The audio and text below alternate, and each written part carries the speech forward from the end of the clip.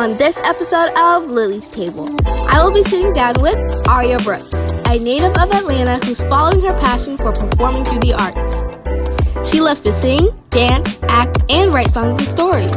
She has since been signed to reputable agencies and is best known for her breakout co-starring role in Disney's new movie, Better Nate Than Ever.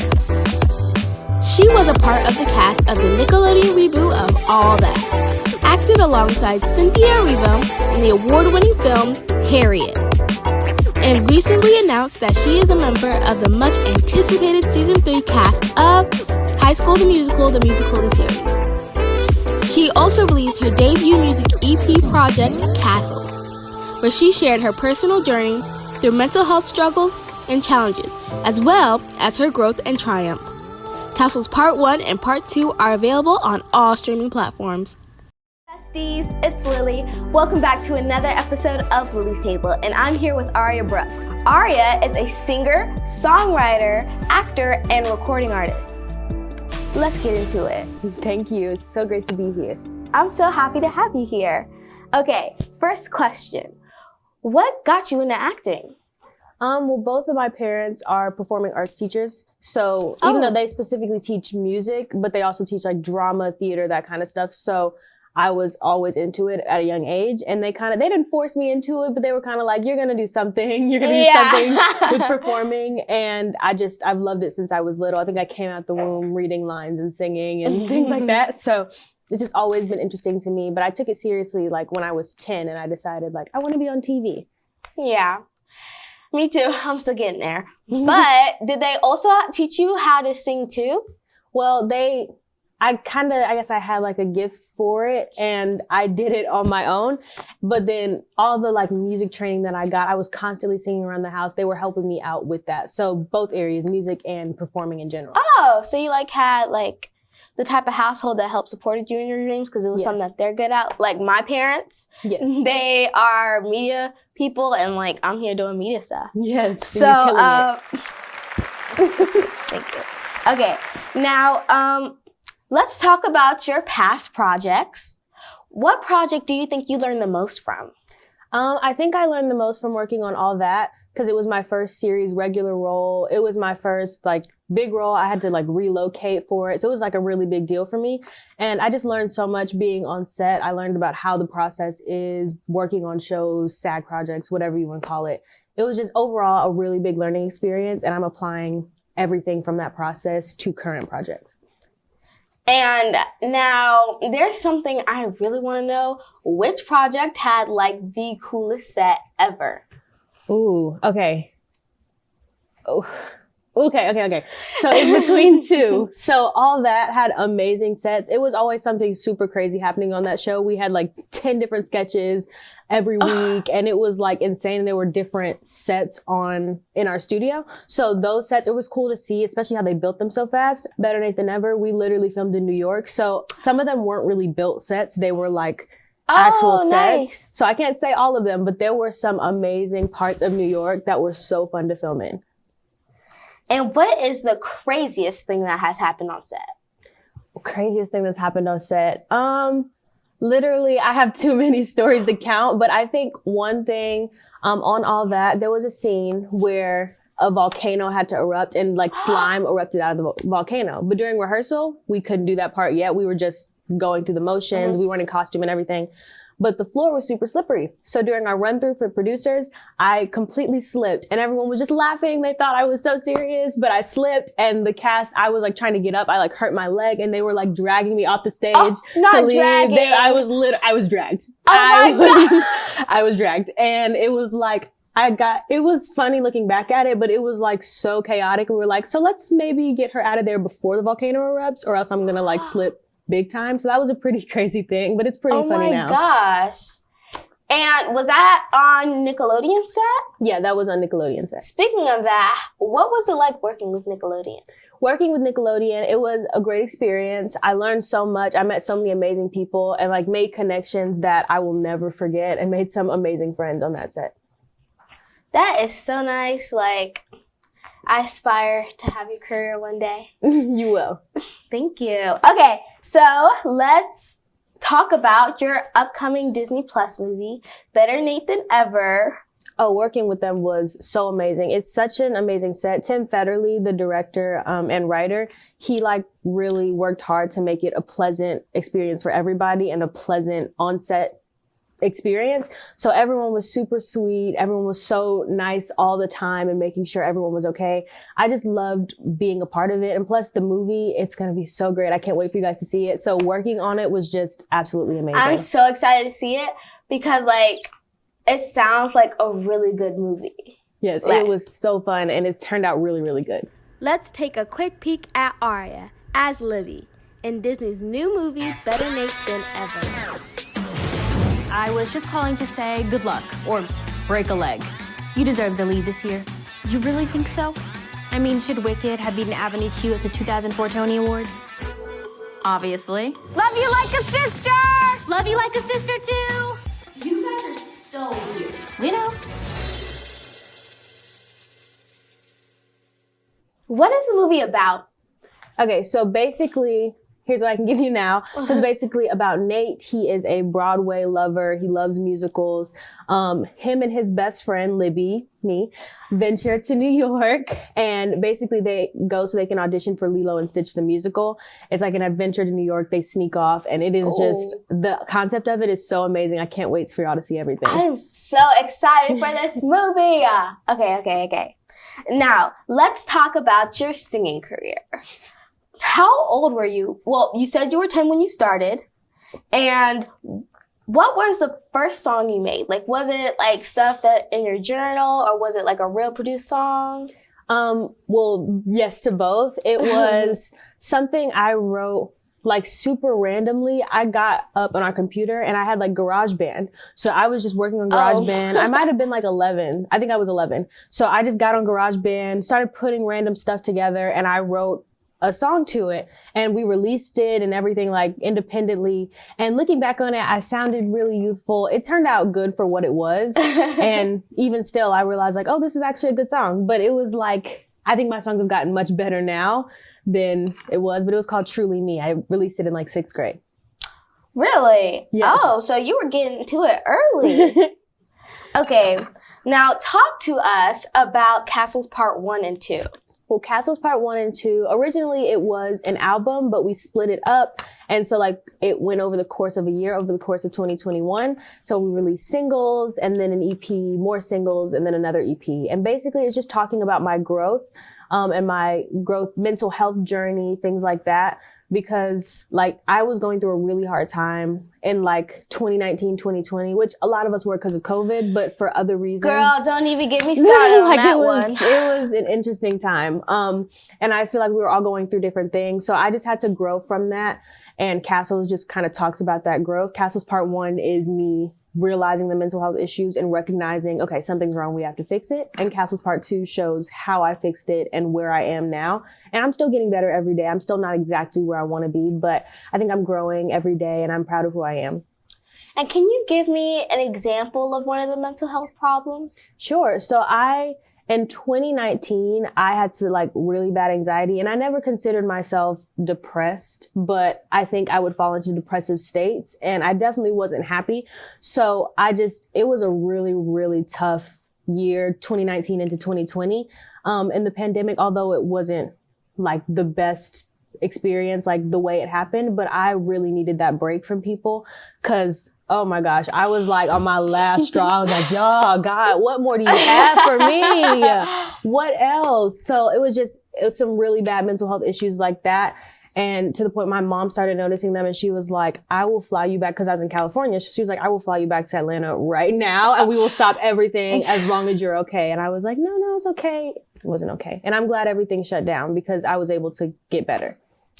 Yeah, and I think what my problem was I got worse in 2020 because I talked to people to be happy. Right. And when I was shut off from people, it was literally terrible. I was crying on my birthday the entire time. I swear my mom can tell you.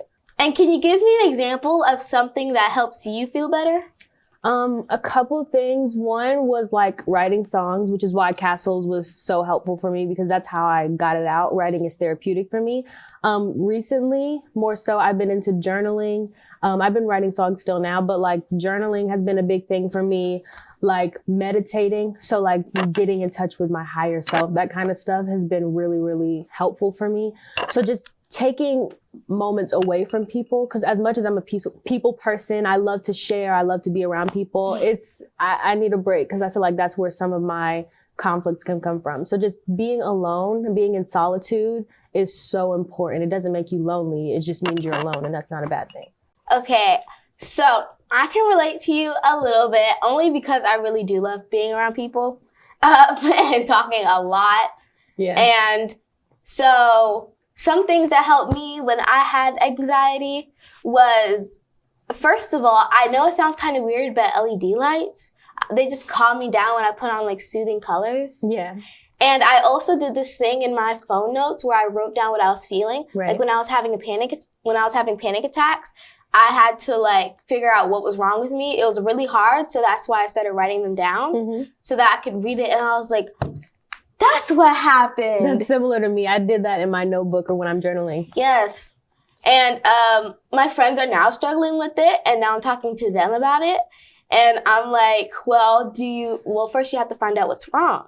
And she was like, but I don't know what's wrong. I don't know. And I'm like, you have to do what I did. Write it down in your notes because it's really going to help. Yes, I agree. Let's go back to your music career because you manage producing and directing your songs. Like, first of all, Black Girl Magic. Second of all, how do you balance all of that with like school, acting, like all of that? I don't know. I feel like my mom keeps me in check like most of the time because she does a lot of running around for me, and I'm very grateful for her. So love you, Mom. But I feel like for me, it's just about balance. So when I'm at school and I'm getting everything done. So while I'm there, and if I have free time in between classes or whatever it may be, I'm doing my homework then, because then it helps when I can go home and I don't have to worry about schoolwork. I can just do my interviews or record videos for TikTok or whatever it is.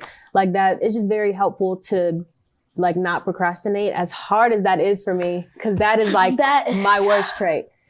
But like, as long as I don't procrastinate, it makes it so much easier. And then as far as with my songs, I kind of write and like record my songs whenever like the inspiration strikes and whenever I'm like super motivated to, because like we have a studio in our house. That's where we recorded all of Castles 1 and 2. Oh, cool. So that's kind of how that works. Like I have a little bit more flexibility when it's in my own house.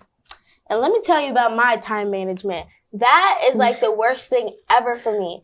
And like since the new movie Encanto came out on Disney Plus, oh my gosh, those songs have been in my head literally all the time, and I cannot focus on anything anymore. I'm like, you know what? I have to like put my phone and my computer under my bed. I'm like, let's do my homework before it shows up missing at school tomorrow. It's literally it. Yeah. So what helps you stay focused? Things that help me stay focused, I feel like I want to say music, but at the same time, music can be distracting for me. So like specific music, like calming music, keeps me like in a good headspace to do my work or to write, whatever it may be. I feel like my mom keeps me focused again. Like she makes sure like, nope, put your phone down, do this, or put the computer away and focus on whatever it is. I think discipline is the biggest thing that's helped me like stay focused and get things done. Because if I haven't been disciplined or my mom hasn't disciplined me, I don't know what would be done. Right. And you've been doing this for a long time. So like, yeah. Yeah. My mom does the exact same thing. You're not alone. I promise.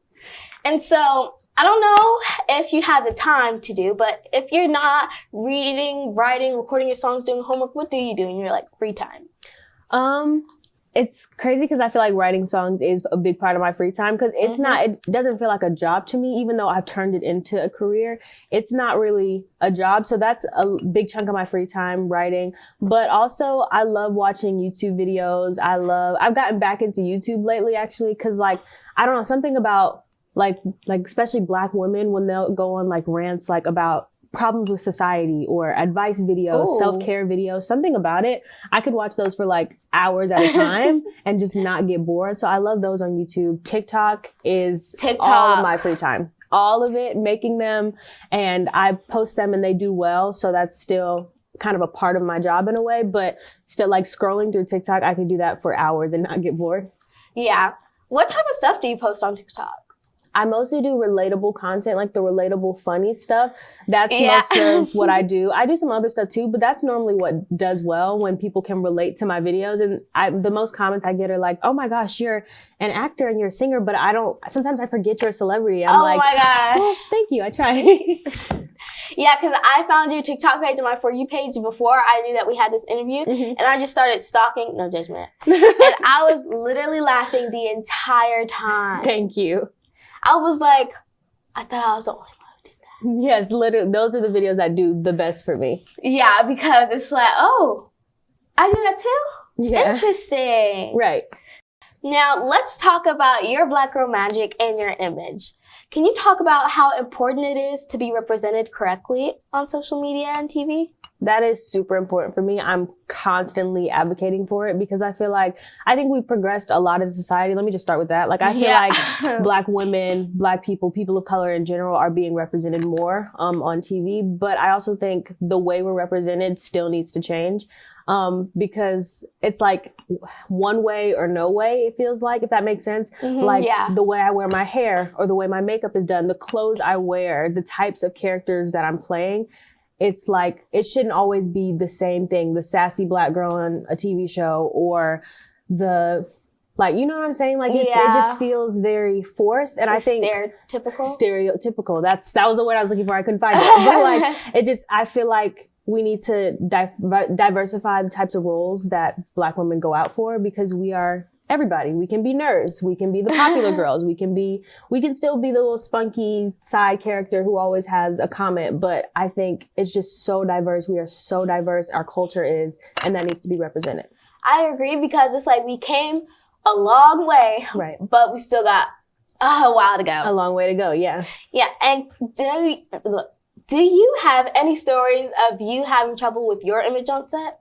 There's definitely been times where my hair has been, I won't say an issue because my hair is not an issue, but like my hair has been something that's a thing. And because trying to figure out how I'm going to wear my hair, how it's going to work, because obviously my hair is not straight. My hair is thick and short. And it's like, it's not going to do the same things that everybody else's hair does. And specifically, like, I think people tend to compare Black women and put them against each other. So like, for example, I've gotten compared to like Sky Jackson, like, oh, I'll just do your hair how I did Sky Jackson's. Well, my hair is not Sky Jackson's hair. So that's not necessarily going to work for me, you know? So things like that have happened before, but I think it's about being assertive and making sure, like, it's not being fussy. It's not being difficult. It's sticking up for myself and making sure I don't look crazy on national television and making sure people know, okay, this won't work with my hair. This will work. This is what I use, that kind of stuff. Yeah. Oh, I agree with you because I've done something before and someone's mom came up to me and started putting all these crazy products on my hair, like hairspray and like nothing that worked for my hair. Right. And, it's kind of crazy because I remember growing up having these little thin hair bands and my hair would always pop them and break them. Mm-hmm. So I feel like that's important too. Right. So I can relate to you just a little bit. Before we go, can you tell me what's on your playlist right now? Oh my gosh. Okay. I did like a complete playlist revamp not too long ago. So, always Melanie Martinez is my favorite singer. Love her. So every last one of her songs is on my playlist. But I've been more into the R&B scene lately. So Kalani, Summer Walker, Sabrina Claudio, Mariah the Scientist. Those are like my main artists that I'm listening to right now. Oh, so like you got a whole vibe going on. A whole vibe, yes. Okay. And now can you tell them where they can find you? Yes. Okay. So you can find all my social media, Instagram, TikTok, Twitter, YouTube, Facebook at It's Aria Brooks to see what I've got going on, see my upcoming projects like Better Nate Than Ever is coming to Disney Plus this spring. So definitely be on the lookout. And you can find all of my music, Castles Part 1 and Castles by Aria, anywhere you get your music. Okay, and unfortunately, that's all the time we have for today. So if you like this video, please like, comment, and subscribe, and I'll see you all next time. Goodbye! Bye.